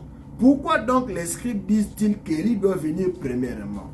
Donc quand ils ont vu la vision, tout de suite la question d'Élie qui viendra dans Malachie 4 revient. En d'autres termes, je m'imagine, les disciples avaient donc subi des questions de la part des scribes. Mais où est-ce que dans votre Bible, on a écrit que les scribes disaient qu'Élie doit d'abord venir premièrement? C'est un débat qui s'est passé entre les disciples et les scribes certainement. Mais il n'y en a pas dans la Bible. Où est-ce que les disciples ont écouté ce débat-là? Parce que les mêmes scribes, dans Jean chapitre 1 que je vous ai lu, sont partis voir Jean-Baptiste pour lui demander, mais toi tu baptises, toi tu es qui, dis-nous? Donc les mêmes scribes qui ont attaqué Jean, que Jean a dit, je ne suis pas ceci, je ne suis pas Moïse, je ne suis pas Élie, celui qui vient après moi sera plus fort que moi. Donc les Christ savaient que donc si Jésus est le Christ, si c'est lui le Messie, donc il faut qu'on ait Élie qui vient avant. C'est là où les scribes sont partis poser la question à Jean. Toi tu es qui? Es-tu Élie? Si tu es Élie, donc le Messie vient. Parce que le Messie devait venir, Élie doit d'abord précéder le Messie. C'est là où les scribes attaquaient les apôtres pour dire, votre gars là c'est un aventurier. Il est où votre Élie avant que votre gars là prêche qu'il est le Messie? On n'a pas vu Élie venir. Donc votre gars n'est pas le Messie. C'était une discussion avec les apôtres. Mais le Seigneur va leur classer une chose très importante. Le Seigneur va dire ceci. Verset 11. Il leur répondit. Vous voyez le mot, Élie doit venir premièrement. Si Élie vient d'abord premièrement, c'est qu'il y a secondo. Il ne peut pas avoir primo sans qu'il y ait secondo. Pourquoi mettre primo s'il n'y a pas un secondo? Donc si Élie vient d'abord premièrement, c'est qu'il y a autre chose qui doit venir secondement. Je ne sais pas si le terme français là est correct.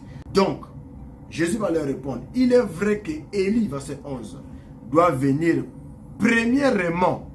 Et, Jésus introduit, rétablir toutes choses. Voilà le rétablissement de toutes choses. Donc, a parlé Dieu dans ses prophètes. Je suis dans Actes des Apôtres. Actes des Apôtres, chapitre 3, verset 20 à 21. Le ciel doit garder d'abord Jésus jusqu'au temps de rétablissement de toutes choses. Ensuite, là peut maintenant venir. Élie doit venir rétablir avant que le Messie vienne. Donc, il y a un deuxième Élie qui doit venir pour rétablir pour la seconde venue. Parce qu'on ne peut pas rétablir toute chose si cette toute chose n'est pas tombée. Or, depuis la Pentecôte, l'Église est rentrée dans le chaos après les âges. Quand nos pères sont morts, il y a eu le catholicisme, il y a eu des conciles de Nicée, il y a eu du désordre, du tohu-bohu dans la parole de Dieu. Il nous a fallu des restaurations. Nous devons avoir des réformateurs comme Martin Luther. Dieu a envoyé des gens pour créer des révoltes. Le juste sera justifié par la foi. Vous connaissez toutes ces histoires-là. Je n'invente rien. Si Dieu a permis qu'il y ait des révolutions, il y ait des révoltes, qu'il y ait des guerres ici, qu'on tue des protestantismes, tous ces mouvements-là, c'était pourquoi? Parce que toute chose devait être rétablie. Élie devait venir d'abord restaurer quoi? Ce qui a été détruit à Vatican en l'an 325, quand on a tué l'église. L'église a été tuée. S'il vous plaît, les amis, arrêtez d'abord d'être parce que c'est la personne de Branham que vous n'aimez pas. Vous ne pouvez pas aimer quelqu'un, on comprend. Mais la vérité biblique que je vous lis, ce ne sont pas les inventions de ma tête. Je suis en train de vous mettre les Écritures. Et il doit venir premièrement. Quand on dit premièrement, en bon français chez toi, c'est quoi? C'est qu'il y a secondement ou bien on s'arrête à premièrement. Alors pourquoi mettre premièrement? Il fallait simplement dire, Élie viendra, ensuite le Messie viendra. Or, je vous ai lu dans Jean, quand les pharisiens ont envoyé les gens pour poser des questions à Jean, c'était pour concorder la venue d'Élie en rapport avec les jugements, en rapport avec le rétablissement de toutes choses avant la colère de Dieu sur terre. Or, ils savaient que dans la première venue de Jésus-Christ, cette promesse ne pouvait pas être rattachée à Jean. C'est ce qui faisait que les pharisiens ne croyaient pas que Jésus était le Messie. Vous avez la réponse. Ils ne croyaient pas. Vous allez dire, frère, tu as eu ça où? Bien sûr, je vous ai lu Jean, je peux répartir là-bas. On lui a dit, qu'est-ce que nous allons leur dire à ceux qui nous ont envoyés? Que dis-tu de toi-même? Jean leur a dit, je suis la voix de celui qui court dans les déserts. Aplanissez vos chemins et tout. Et il va encore lui poser une autre question. Je repars là-bas et je reviens ici. Pour que vous puissiez voir que c'est exactement ce débat qu'il y avait eu à Jean. Et que les apôtres de Jésus-Christ, quand ils disaient que leur maître était le Messie, ils ont été attaqués aussi de la même manière par les mêmes pharisiens. Parce que les pharisiens connaissaient bien leur Bible. Ils n'étaient pas comme les hombrés docteurs qu'on croise dans la route, qui ne connaissent rien, ils lisent des trucs sur Facebook et ils deviennent des docteurs dans la route en train de faire le bruit, en train d'insulter Branham matin, midi, soir. Si tu as un ministère, dévoile la parole, pourquoi tu dois critiquer quelqu'un? On va prendre la suite. Jean chapitre 1, à partir du verset 24, la Bible dit, ceux qui avaient été envoyés étaient des pharisiens. Ils lui firent encore cette question. Pourquoi donc baptises-tu si tu n'es pas le Christ, ni Élie, ni le prophète? Jean leur répondit, moi je vous baptise d'eau, mais au milieu de vous, il y a quelqu'un que vous ne connaissez pas, qui vient après moi. Vous voyez? C'est là où les gens lui demandaient, mais tu n'es pas le Messie, tu n'es pas qui, mais pourquoi tu baptises? Donc, au départ de la question, on lui a bien dit, voici les témoignages dans Jean chapitre 1, verset 19. Voici le témoignage des gens, lorsque les Juifs envoyaient de Jérusalem des scribes, des sacrificateurs, des prédicateurs, des scribes, des lévites, pour lui demander, toi qui es-tu?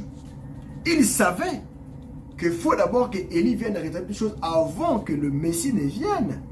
Donc, cette promesse-là déclassait Jean, ou encore disqualifiait Jean et Jésus. Donc, quand les pharisiens voyaient Jésus, ils se disaient que votre maître qui est Messie là, où est son Élie avant qu'il fait? Où est le rétablissement de toute chose qui a été promis avant qu'il prêche? C'est là où Jésus leur dit, il est vrai que, quand quelqu'un dit je commence pour dire il est vrai que, pourquoi il n'a pas seulement dit oui c'est vrai, ils ont raison qu'Élie va venir, c'est fini. Non, il est vrai que pour la venue, Élie devait venir, c'est vrai. Je vais vous lire, je continue le verset, je ne vais pas interpréter, je préfère lire. Jésus va dire ceci, verset 11, il a répondu, il est vrai qu'Élie doit venir et rétablir toutes choses. Moi je vous dis qu'Élie est déjà venu, qu'ils ne l'ont pas reconnu et qu'ils l'ont traité comme ils ont voulu. Matthieu 17, verset 12. De même, le Fils de l'homme se fera de leur part. Et la Bible conclut, verset 13, les disciples comprirent alors qu'il leur parlait de Jean-Baptiste. Les disciples comprirent alors qu'il leur parlait de Jean-Baptiste. Les disciples comprirent alors qu'il parlait de Jean-Baptiste. Donc, c'était la conclusion des disciples après. Les disciples, quand ils ont écouté ça, ils ont compris que là, Jésus parlait de Jean-Baptiste. Maintenant, dans un autre verset de la Bible, Jésus leur demande, qui êtes-vous allé voir dans le désert? Qui êtes-vous allé voir dans le désert? Je vous prends Matthieu chapitre 11, à partir du verset 7. Comme il s'en allait, Matthieu 11, verset 7. Comme il s'en allait, Jésus s'est mis à dire à la foule au sujet des gens. Qu'êtes-vous allé voir au désert? Un roseau agité par le vent? Mais qu'êtes-vous allé voir? Un homme vêtu d'habits précieux? Voici ceux qui portent des habits précieux sont dans des maisons de rois. Qu'êtes-vous donc allé voir? Un prophète? Jésus pose la question. Verset 9. Oui, vous dis-je, plus qu'un prophète, car c'est celui dont il est écrit. Ici, c'est Jésus-Christ qui pointe le verset qui concerne Jean. Là-bas, c'est les disciples qui comprirent qu'il leur parlait des gens. N'oubliez pas, au départ, il a dit, mais il parlait de personnes de cette vision.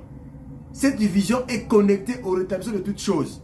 C'est-à-dire, la seconde venue vient pour toutes choses rétablies, puis ça concerne le monde entier qui est attaqué et les jugements qui s'installent. Donc, le rétablissement est mondial. Pas un message singulier dans un coin, non. Et ici, Jésus leur parle lui-même. C'est celui dont il est écrit. Il prend quel verset? Malachie 3. Je vous ai dit au départ que tu lis Malachie 1, 2, 3. Ça n'existait pas les chapitres, c'était collé. Il prend la portion qui parle de Jean-Baptiste. C'est ce que Jésus va lire. Jésus n'a jamais commis la bêtise ou l'erreur de prendre Malachie chapitre 4 à partir du verset 1, verset 2, verset 5. Vous dites, après on va parler souvenez-vous de la loi de Moïse. Je vais expliquer ça. C'est un petit point. Il dit ceci. C'est celui dont il est écrit, voici j'envoie mon messager devant ta face pour préparer ton chemin devant toi. Là, vous êtes de lire Malachie chapitre 3, verset 1. Ouvrez bien les oreilles et lisez. C'est ce que le Seigneur dit. Ok. Je passe maintenant au verset suivant. Verset 13. Tous les prophètes et la loi ont prophétisé jusqu'à Jean. C'est vrai. Il montre que la loi a arrêté avec Jean-Baptiste. Très bien. On continue. Et si vous voulez comprendre, c'est lui qui est Élie qui devait venir. Donc, il devait avoir Élie qui doit venir. Ça rejoint Luc chapitre 1, verset 17. Il marchera avec l'esprit et la puissance d'Élie. Oui, Jean-Baptiste avait en lui l'esprit et la puissance d'Élie. Mais pourquoi Jésus colle Jean-Baptiste dans le verset de Malachie 4, verset 6? Parce qu'il y a la partie ramènera le cœur de père aux enfants que Luc chapitre 1 verset 17 a détaillé clairement avec précision, avec fluidité incontestable. Il dit, et si vous voulez comprendre, c'est lui qui est Élie qui devait venir, Jésus continue, que celui qui a des oreilles pour entendre, entend. Il a bouqué, il est passé à autre chose. Jésus n'a pas voulu aller en détail.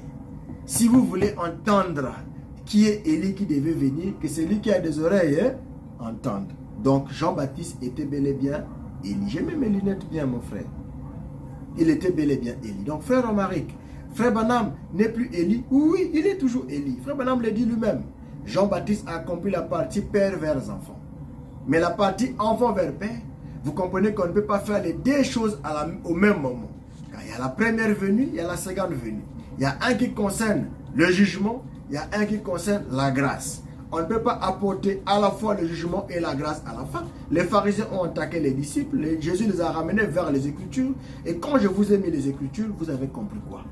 Que le Seigneur n'a pas refusé que toute chose n'est pas encore rétablie. C'est pourquoi dans le livre des Actes des Apôtres, que je vous ai lu au départ, le Seigneur a dit, ce n'est pas à vous de connaître le jour que le Père a fixé dans son programme pour établir toutes choses. Donc, malgré que le Seigneur malgré que eux-mêmes, la Bible dit que verset 13, Matthieu 17, verset 13, les disciples comprirent qu'il leur parlait des gens, mais chemin faisant, quand on est arrivé à Actes des Apôtres, les apôtres ont reposé la même question pour savoir quand est-ce qu'on va encore rétablir toutes choses. Malheureusement. Et là, le Seigneur leur dit, ce n'est pas à vous de connaître. Je suis dans Actes chapitre 1, à partir du verset 6 à 7.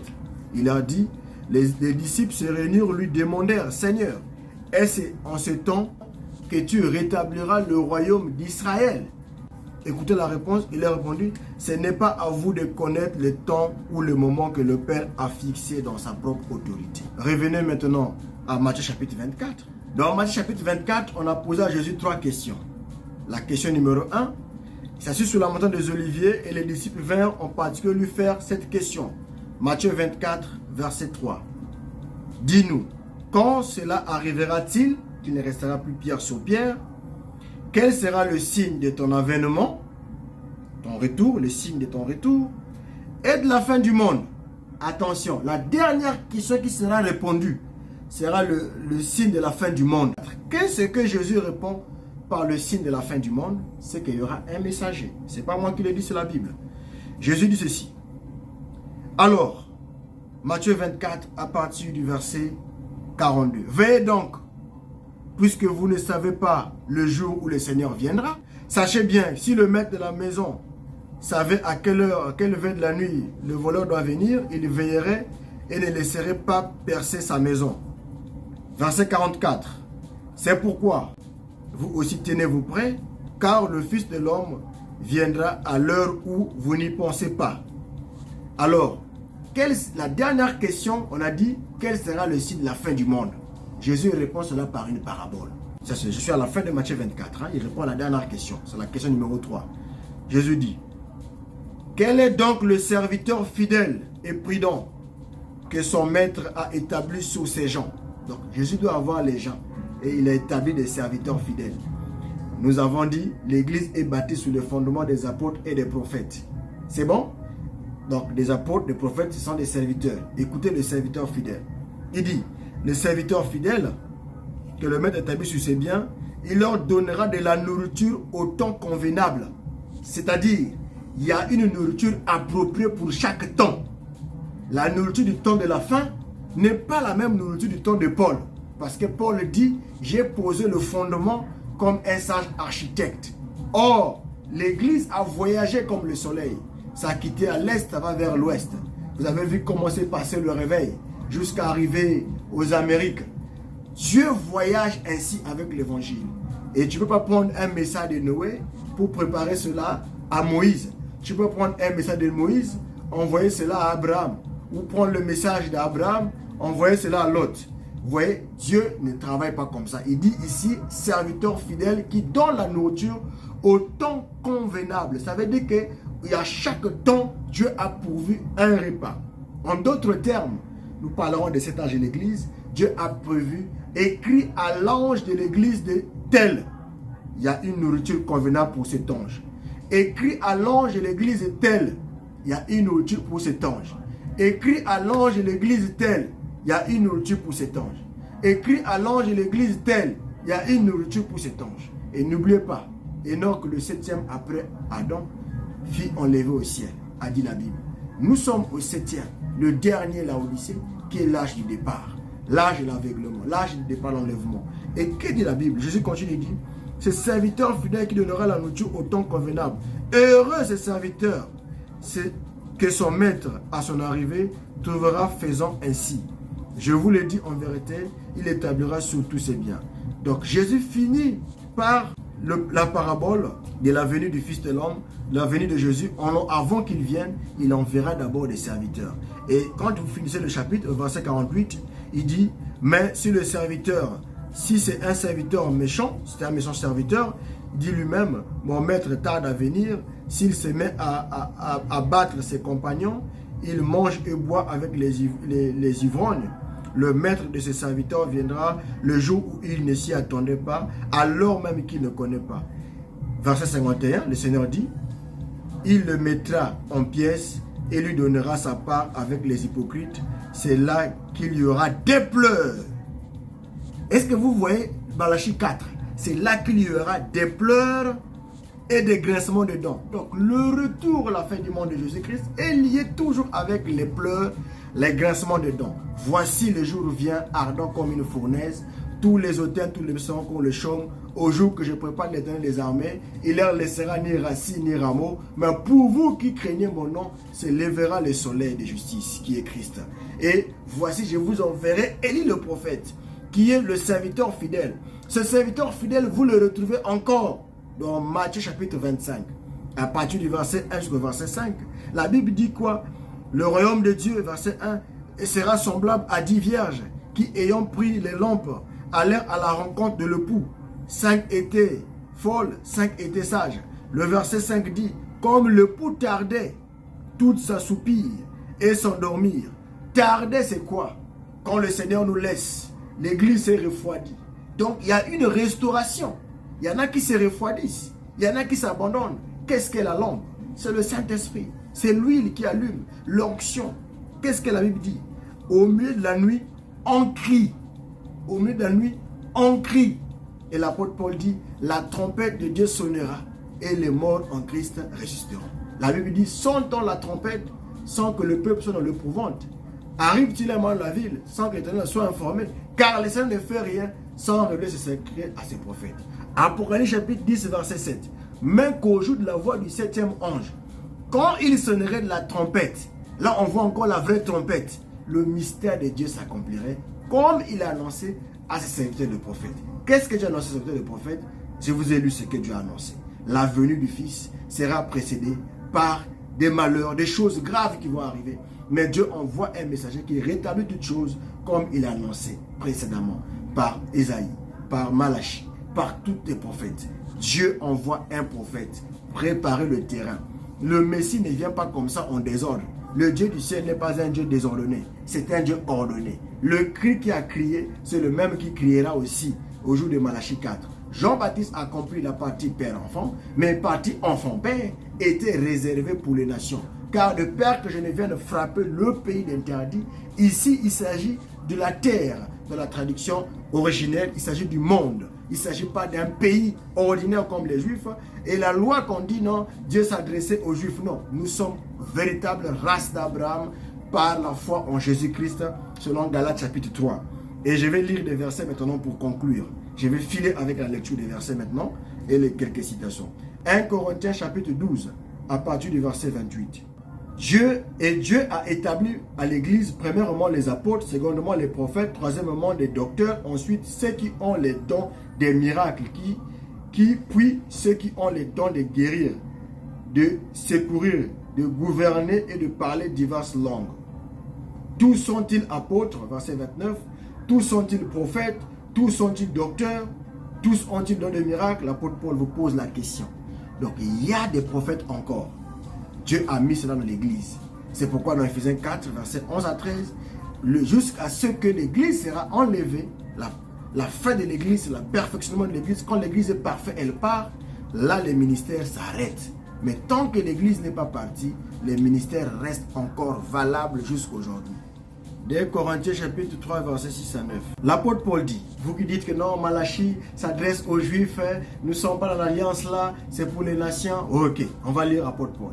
2 Corinthiens chapitre 3, à partir du verset 6 jusqu'au verset 8. Paul dit, il nous a aussi rendus capables d'être ministres, il parle de nous, Paul raconte un terrain, d'une nouvelle alliance, non de la lettre, mais non de la lettre, mais de l'esprit. Car la lettre tue, mais l'esprit vivifie. Or, si le ministère de la mort, c'est quoi le ministère de la mort de Moïse, qui a été gravé avec la lettre sous les pierres, le ministère de la mort de qui? De Moïse, a été gravé avec quoi? Sous les pierres, a été glorieux au point que les fils d'Israël ne pouvaient fixer les regards sur le visage de Moïse.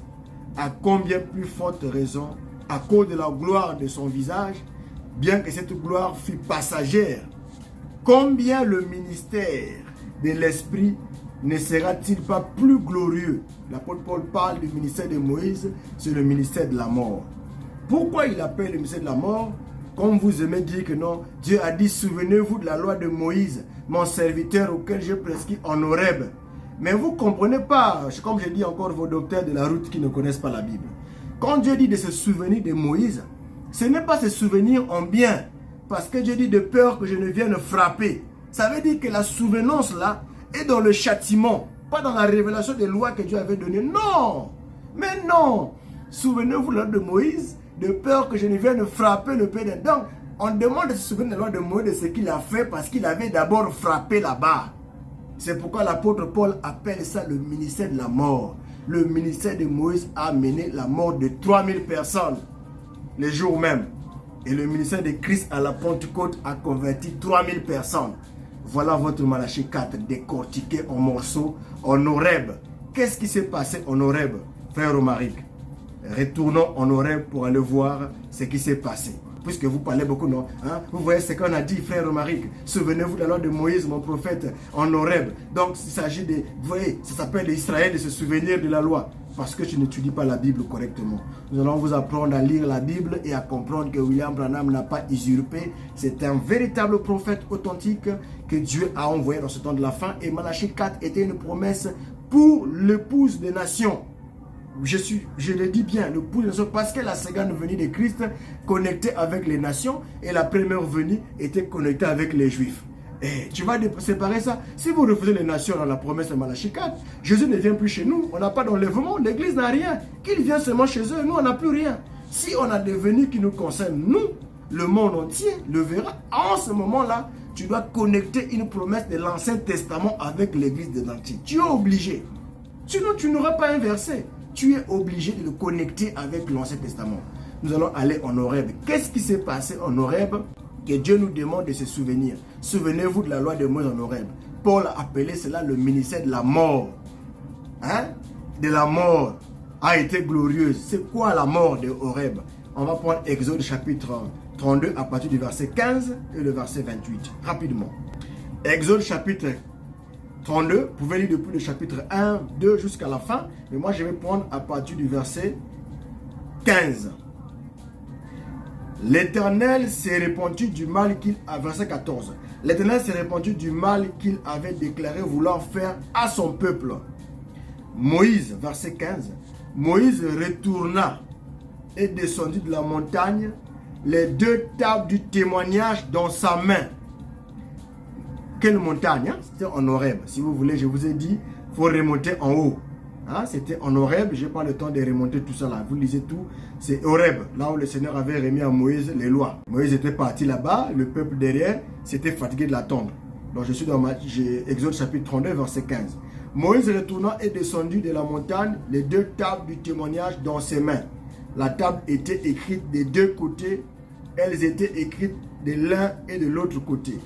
Les tables étaient l'ouvrage de Dieu et l'écriture était l'écriture de Dieu gravée sur les tables. Dieu leur apporte la loi de Horeb le jour où vous avez les 10 commandements. C'est ce que Dieu va vous dire de vous souvenir. Dieu va leur faire rappeler ça. Écoutez la souvenance, mon frère, toi qui as besoin qu'on se souvienne de ce que Dieu a fait en Horeb. Et Moïse descend. Vous pouvez lire la suite. Moi, je viens au verset 28. Alors, verset 28... il leur dit, verset 27, il leur dit, ainsi par l'Éternel, le Dieu d'Israël, que chacun de vous mette son épée à côté, traverse et parcourez le camp d'une porte à l'autre, et que chacun tue son frère, son parent. C'est le jour de la destruction, c'est pourquoi on appelle le ministère de la mort. Les enfants de Lévi firent ce que ordonna Moïse, et environ 3000 hommes parmi le peuple périrent en cette journée. 3000 personnes périrent, pourquoi? Parce qu'ils avaient fait un veau d'or, les idoles. Maintenant, pourquoi le chiffre 3000 du ministère de Moïse? Maintenant, vous voyez les changements du ministère de Christ. Acte chapitre 2, à partir du verset 41. Le ministère de la vie n'a pas fait ça. Le ministère de la vie, lorsque Dieu a maintenant gravé, je mettrai maintenant dans vos cœurs. Vous recevez une puissance de Dieu dans vos cœurs. Je ne mettrai plus les 10 commandements sur les tables de l'alliance. Mais je mettrai les 10 commandements inscrits directement dans vos cœurs. Qu'est-ce que cela produira? Actes des apôtres, le chapitre 2, verset 41. La Bible dit ceci. Et ceux qui acceptèrent sa parole furent baptisés. Et en ce jour-là, le nombre des disciples s'augmentait d'environ 3000 âmes. À la Pentecôte, où Dieu fait descendre sa loi dans le cœur des enfants avec le Saint-Esprit, comme il avait promis, j'ôterai vos cœurs de pierre, j'écrirai mes lois dans vos cœurs. C'est accompli à la Pentecôte. Cette fois-ci, au lieu de la mort de 3000, voilà le ministère de la vie dont Paul a parlé dans 2 Corinthiens 3, versets 6 à 8 est accompli. Le même nombre, là-bas 3000 morts, ici 3000 vies. Donc en Horeb, Dieu a donné à Moïse des préceptes et des ordonnances, des 10 commandements. Mais quand Moïse est revenu, il a trouvé le peuple dans le désordre. Moïse a jeté des tables que Dieu avait écrites sur eux et 3000 personnes ont été tuées en un jour. Dieu vous demande de vous rappeler de ces châtiments-là, de vous rappeler de ce que Dieu avait fait ce jour-là. Cette journée-là était un symbole, un type de la véritable journée de la Pentecôte des Antilles, où le Seigneur devait descendre et changer 3000 cœurs, montrer que l'onction de Dieu est descendue cette fois-ci, non pas sous le visage de Moïse, mais dans le cœur des hommes. Il n'y a plus la mort, il y a la vie. Et le ministère de la vie, c'est le ministère de Jésus-Christ. Malachie 4 est une promesse pour l'Église des nations. Parce que c'est là que Dieu nous a rappelé. Quand il vient dans sa colère, lorsque le peuple avait péché, Dieu est venu détruire. Dieu est venu frapper. Le monde d'aujourd'hui sera préparé au jugement. Mais Dieu a dit, il enverra des fidèles serviteurs, des serviteurs authentiques, jusqu'à ce que les temps des nations, la période décrite, décortiquée pour les nations, sera accomplie. Et ensuite, enfin, viendra la fin. Donc la fin de toute chose est proche. Dieu détruira ce monde, mais avant qu'il détruise le monde, il doit envoyer un prophète. Et aujourd'hui, je suis fier de vous dire que Branham est le véritable prophète, que Dieu a envoyé en ce temps de la fin pour préparer l'enlèvement. Galates nous parle que nous sommes tous des fils d'Abraham.